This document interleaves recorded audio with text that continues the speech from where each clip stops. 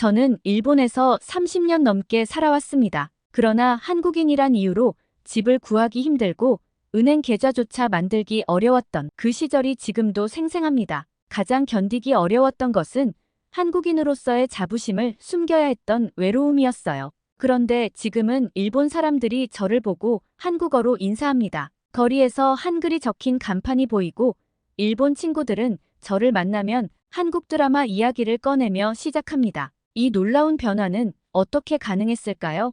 여러분들의 구독과 좋아요는 저에게 행복이자 사랑입니다. 안녕하세요. 저는 50대 중반의 중년 여성으로서 일본에서 제1교포로 살아온 지 30년이 되었습니다. 한국에서는 무역학을 전공하고 작은 무역회사에서 일하며 스스로 삶을 개척해 나가던 지극히 평범한 사회인이었어요. 그러던 중 지금의 남편을 만나 우여곡절 끝에 일본으로 이주를 하게 되었어요. 당시 남편은 일본에서 사업을 준비 중이었고 결혼 후 일본으로 함께 이주하자는 제안을 했어요. 남편의 열정과 계획을 믿었기에 저 역시 새로운 환경에서 도전해 보고 싶었습니다. 일본이라는 나라에 대해서는 예전 일제강점기와 임진왜란 때 우리나라를 침범한 것과 한일 관계가 껄끄럽다는 내용 말고는 일본에 대해서는 잘 알지 못했어요. 1993년 저는 남편과 함께 일본으로 건너왔어요. 일본에 오자마자 모든 언어와 문화 그리고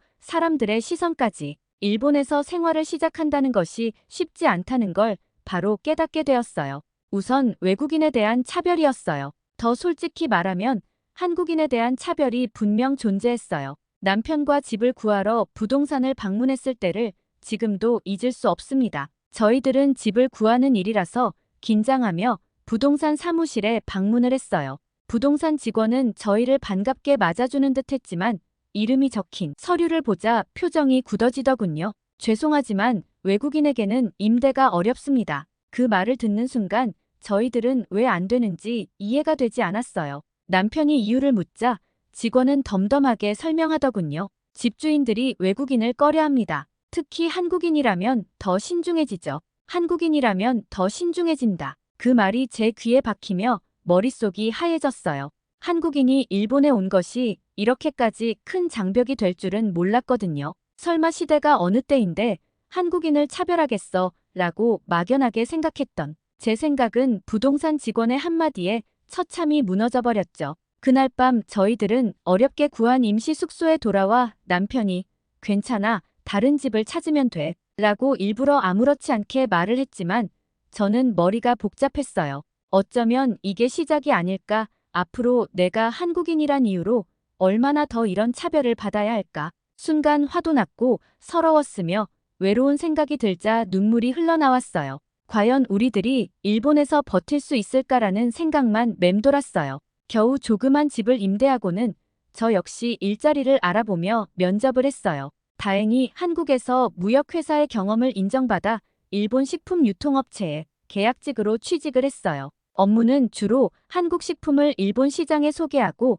제품 판매를 촉진하는 일이었어요. 하지만 입사를 하고 일주일부터 동료들의 시선이 묘하게 따가웠어요. 점심시간에 식당에서 자리에 앉으려 할 때 누군가 작게 속삭이는 소리가 들렸어요. 한국인인데 뭘 얼마나 알겠어. 저는 그 말을 못 들은 척했지만 그 후로도 업무 중 동료들이 제게 대놓고 실수를 지적하거나 제 발언을 무시하는 일이 반복되었어요. 어느 날 회의 시간에 제가 제안한 아이디어에 대해 동료 직원이 한국식 사고방식은 여기서 잘 통하지 않을 거예요 라며 묘하게 야릇한 미소를 지었어요. 모두들 눈짓으로 서로를 보며 살며시 비웃음의 표정이 드러나는 그 순간 저는 얼굴이 뜨겁게 달아올랐어요. 그 말을 되받아칠 만큼 일본어에 능숙하지 못했기에 일부러 괜찮은 척하고 넘겼어요. 하지만 모욕감과 끓어오르는 분노로 인해 머리가 터져나갈 정도로 심하게 화가 치밀었어요. 가장 모욕적이었던 순간은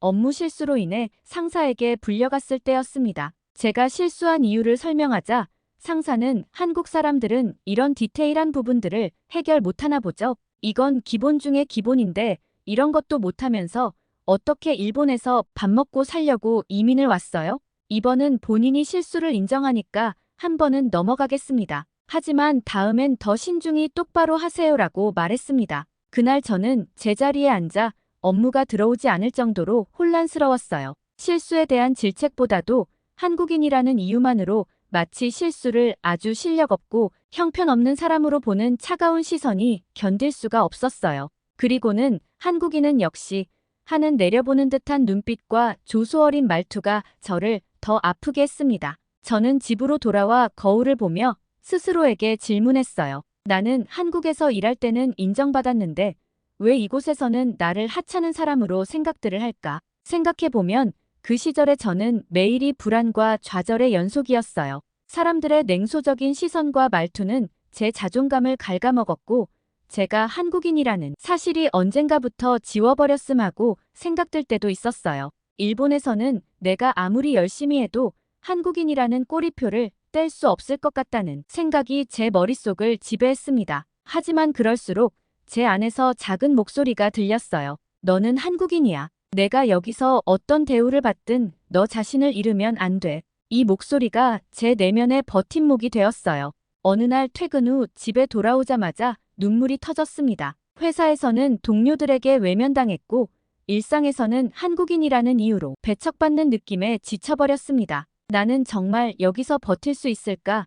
내가 왜 이런 대우를 받으면서까지 여기 있어야 할까? 라는 생각이 머리를 떠나지 않았어요. 힘들 때마다 저는 한국에서 가져온 한국인의 향을 맡을 수 있는 조미료를 꺼냅니다. 미리 챙겨온 고추장과 된장으로 허름한 부엌에서 부지런히 양념을 섞고 냄비에 국을 끓이며 한식을 만들어 먹을 때면 잠시나마 고향에 돌아간 듯한 느낌이 들곤 했습니다. 된장찌개의 진한 향이 부엌을 채울 때마다 어머니가 해주셨던 밥상이 떠올랐어요. 따뜻한 국물에 밥을 비벼 한 입 먹으면서 어머니의 말씀이 생각났어요.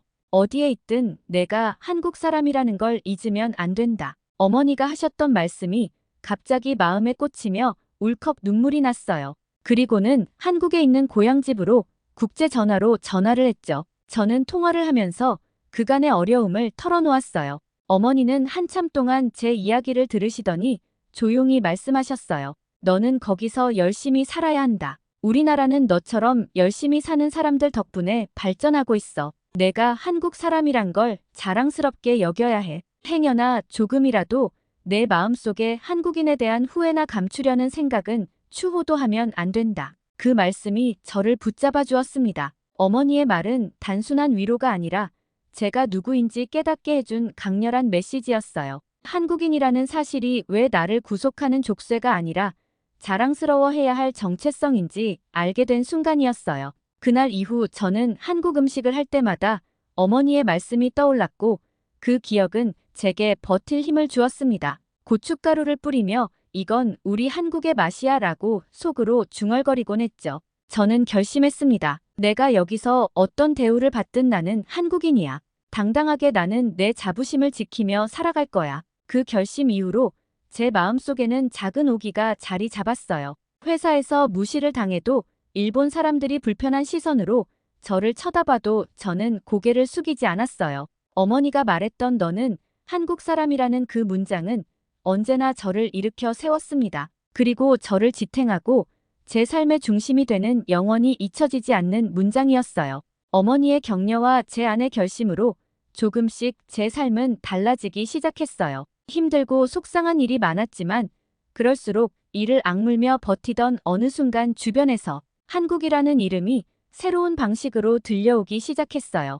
2000년대 초반 일본에서는 한국 드라마가 조용히 주목받기 시작했어요. 당시 저는 한국에 대한 이미지가 일본에서 좋지 않을 것이라는 생각이 강했기에 처음 그 소식을 들었을 때도 믿기 어려웠습니다. 겨울연가가 일본에서 폭발적인 인기를 끌었을 당시 회사에서는 점심시간마다 그 드라마에 대한 이야기가 끊이지 않았어요. 특히 배용준 씨에 대한 이야기가 자주 화제가 되었어요. 어느 날 같이 근무하던 직원이 배용준 씨 같은 한국 남자들은 정말 다정하고 따뜻한가요? 라고 느닷없이 질문을 했어요. 저는 그 질문에 미소를 지으며 대답했어요. 한국 남자들도 사람마다 다르겠죠. 하지만 한국 문화 속에는 상대방을 배려하고 아끼는 마음이 대부분 자리 잡고 있어요. 그 동료는 고개를 끄덕이며 배용준 씨의 그 따뜻한 미소와 부드러운 말투가 정말 인상적이에요. 일본 남자들한테는 없는 매력이에요 라고 말했습니다.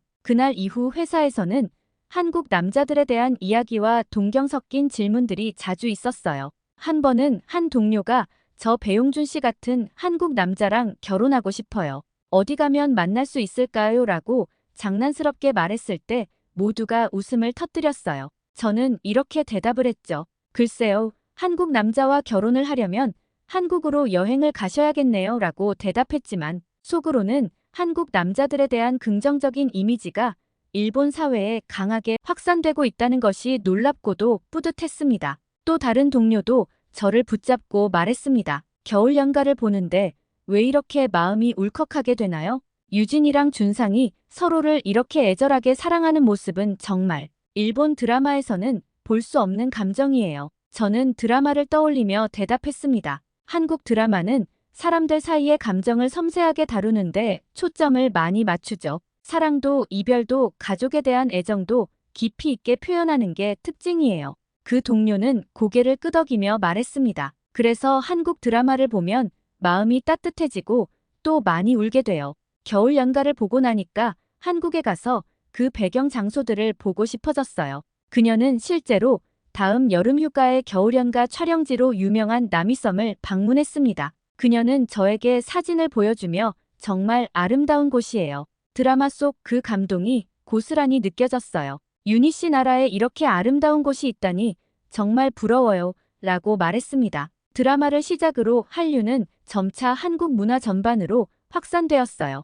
특히 한국 음식은 일본에서도 점점 사랑받기 시작했어요. 제가 다니던 회사 근처에서도 한국의 가공식품들을 판매하기 시작했는데 김이나 즉석 떡볶이 같은 상품들이 점점 더 잘 팔렸어요. 한 번은 집에서 만들어간 김밥을 회사 점심시간에 내놓았는데 일본인 동료들이 관심을 보이며 이거 한국 김밥이죠? 정말 예쁘게 생겼네요. 어떻게 만드는 거예요? 라고 물어보더군요. 그 후로 저는 자주 김밥을 만들어 동료들에게 나눠주었고 한국 음식을 이야기하며 자연스럽게 대화가 이어졌습니다. 이후 회사에서 김치 샘플을 일본 소비자들에게 소개하는 이벤트를 준비할 때 저는 자발적으로 이 프로젝트에 참여했어요. 일본 소비자들이 김치의 매운맛을 좋아하며 매운데도 자꾸 먹고 싶어지네요 라고 말하는 모습을 보면서 한국 음식이 단순한 문화상품을 넘어 교류의 매개체가 되고 있다는 생각이 들었어요.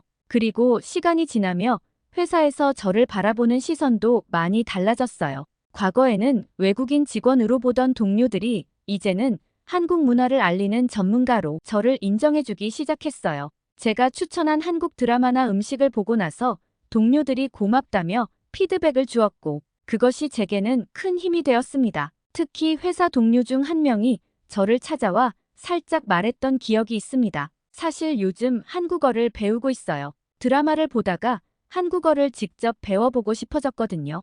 그녀의 말에 저는 너무 놀라 아무 말도 하지 못했어요. 한참을 멍하니 있다가 정말요? 한국어는 쉽지 않은데 대단하시네요. 라고 대답했을 뿐입니다. 그날 밤 집으로 돌아와 저는 거울을 보며 스스로에게 이렇게 말했어요. 내가 겪었던 모든 차별과 어려움이 결국 한국을 알리는 과정에서 의미를 가지게 되었구나. 최근 몇 년 동안 한류는 단순히 아시아권에서의 인기 수준을 넘어 세계적으로 인정받는 문화 현상이 되었어요. 특히 일본에서도 한국 문화에 대한 관심과 열광은 매년 새롭게 갱신되고 있습니다. 저는 이런 변화를 가까이서 목격하며 한국인으로서의 자부심을 강하게 느끼고 있어요. 제가 다니는 회사에서 K-팝 이야기가 들려오기 시작한 것은 BTS가 일본 차트를 휩쓸기 시작하면서부터였습니다. 어느 날 동료 중 한 명이 저에게 묻더군요. BTS 노래 들어보셨어요? 그 가사와 퍼포먼스는 정말 놀라워요. 요즘 제 딸은 학교 친구들과 BTS 춤을 따라 추느라 바빠요. 그 말을 듣고 저는 놀랐습니다. BTS가 젊은 세대만의 열풍이라고 생각했는데 일본의 부모 세대까지 관심을 갖고 있다는 사실이 의외였기 때문입니다. 동료는 딸과 함께 BTS 콘서트를 갔던 경험을 이야기하며 이렇게 덧붙였어요. 콘서트에 갔을 때 정말로 감동받았어요. 그들의 무대는 단순히 노래와 춤이 아니라 사람들에게 희망과 용기를 주는 메시지로 가득했어요. 한국에서 이런 아티스트들이 나올 수 있다니 정말 대단해요. 그 후로 회사에서는 BTS뿐만 아니라 다른 K-팝 아이돌 그룹에 대한 이야기가 자주 오갔어요. 일부 동료들은 점심시간에 K-팝 뮤직비디오를 보며 노래와 안무를 분석하기도 했습니다. 넷플릭스에서 오징어 게임이 전 세계적인 성공을 거두고 난 후 회사에서는 그 이야기가 주요 화제가 되었습니다. 어느 날 회의가 끝난 후 동료들이 저를 붙잡고 질문하기 시작했어요.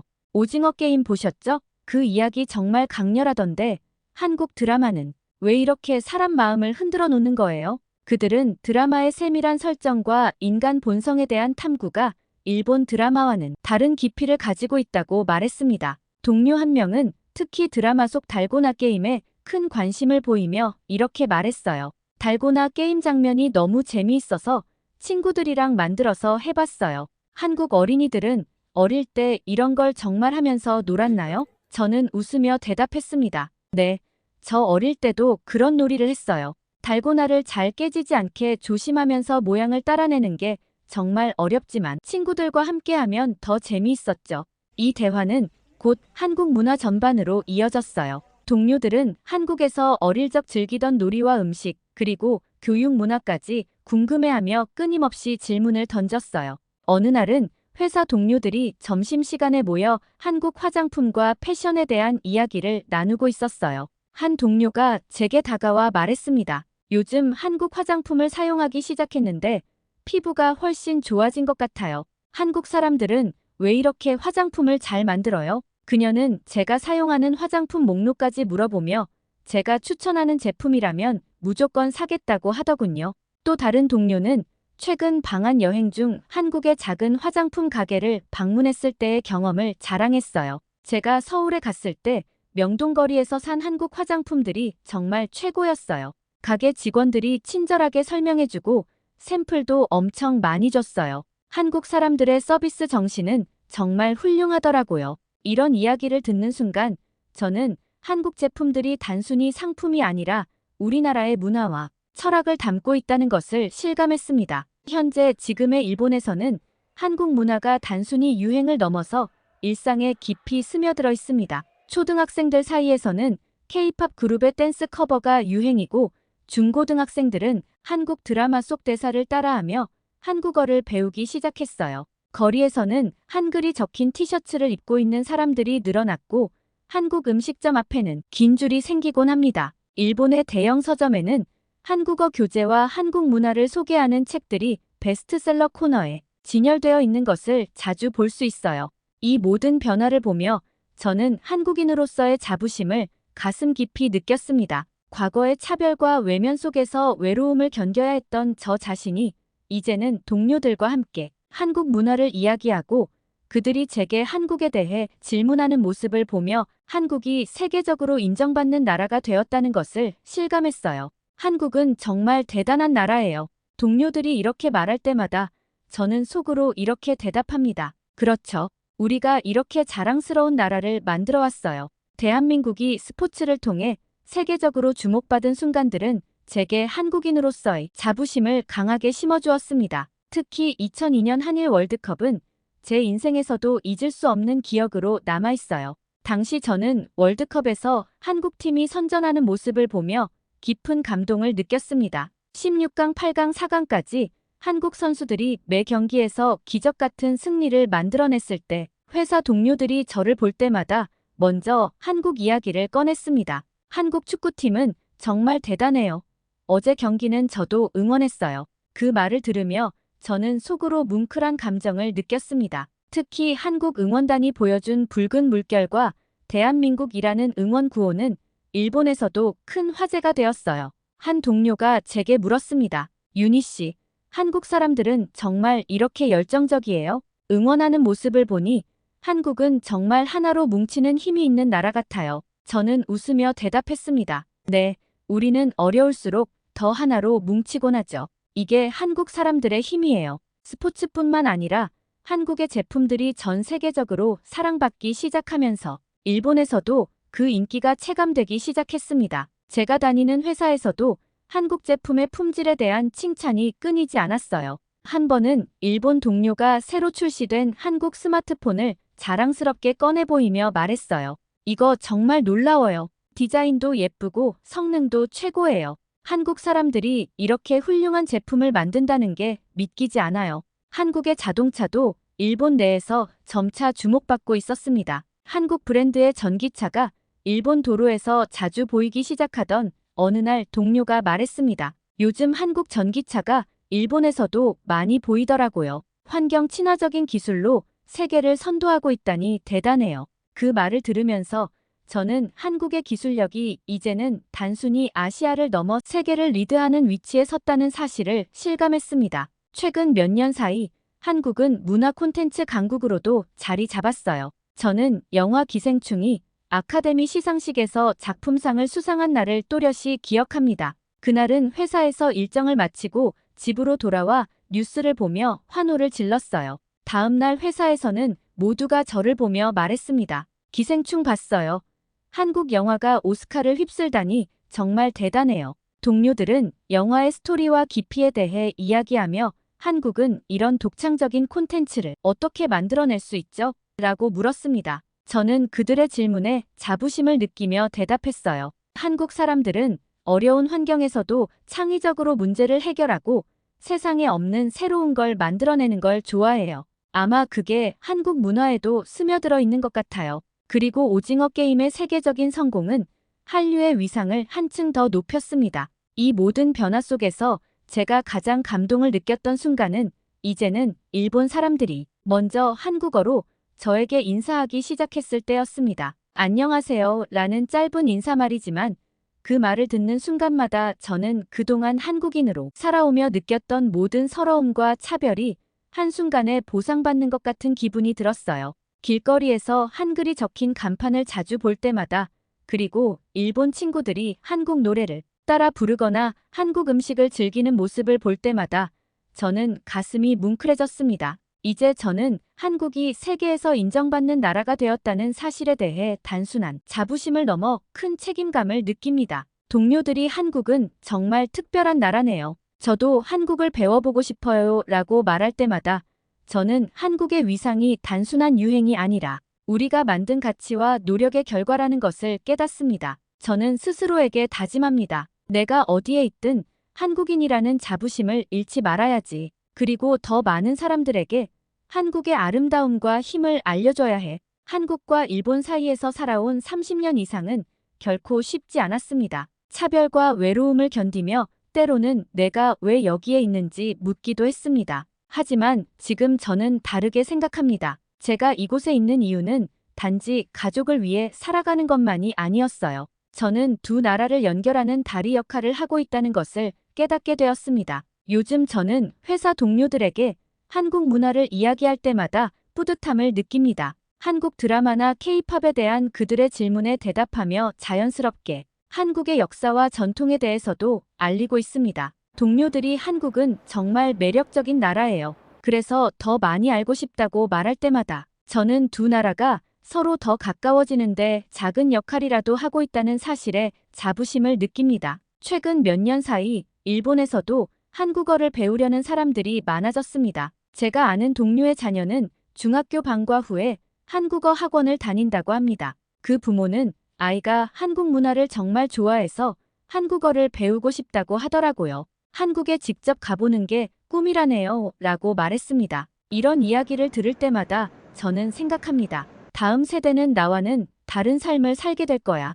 한국과 일본이 서로를 더 이해하고 벽을 허물 수 있다면 나의 다음 세대는 내가 겪은 어려움을 겪지 않을지도 몰라. 저는 이런 변화가 한류의 힘만이 아니라 두 나라 사람들이 서로를 이해하고 받아들이는 노력이 쌓인 결과라고 믿습니다. 언젠가 제1교포라는 단어가 더 이상 차별의 의미로 사용되지 않는 날이 오기를 꿈꿉니다. 저는 이제 어디에서든 당당히 한국인임을 말할 수 있습니다. 그리고 앞으로도 이 정체성을 잃지 않을 겁니다. 일본에서 더 많은 사람들이 한국의 문화를 알고 사랑하게 되기를, 그리고 한국 사람들도 일본에 대해 편견 없이 이해할 수 있기를 희망합니다. 오늘도 저는 일본 거리를 걷고 있습니다. 차가운 시선 속에서 움츠러들며 걷던 과거의 제가 아닙니다. 이 거리에는 이제 한글이 적힌 간판들이 자연스럽게 자리 잡고 있어요. 어린아이들은 BTS의 노래를 흥얼거리며 뛰어놀고 지나가는 사람들이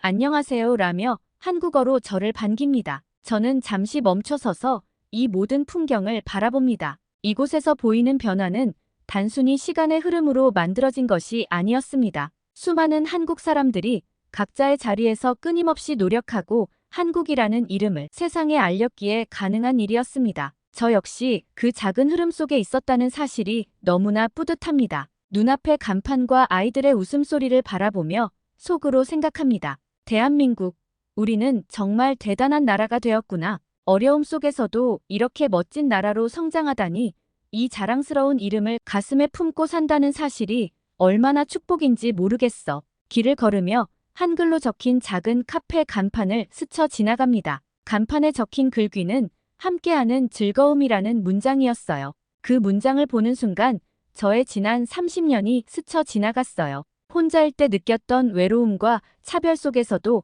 버티며 제자리를 지켜온 시간, 그리고 이제는 두 나라를 연결하는 다리 역할을 하고 있다는 사실. 그동안 겪었던 모든 아픔과 어려움이 지금 이 순간 제 삶의 의미를 만들어준 것 같았습니다. 저는 미소를 지으며 다시 길을 걸어갑니다. 이 길 끝에는 더 많은 희망이 기다리고 있을 것 같다는 느낌이 들었어요. 대한민국, 우리는 멀리서도 당신을 사랑하고 자랑스럽게 여깁니다. 이 이야기는 제 이야기이기도 하지만 나아가 한국인 모두의 이야기이기도 합니다. 저를 지탱해준 태극기처럼 한국이라는 이름은 언제나 저의 가슴 속에서 흔들리지 않을 것입니다. 당신이 있기에 제가 여기까지 올 수 있었습니다. 대한민국 감사합니다. 여러분들의 생각을 댓글로 남겨주시기 바랍니다. 지금까지 시청해주셔서 진심으로 감사합니다.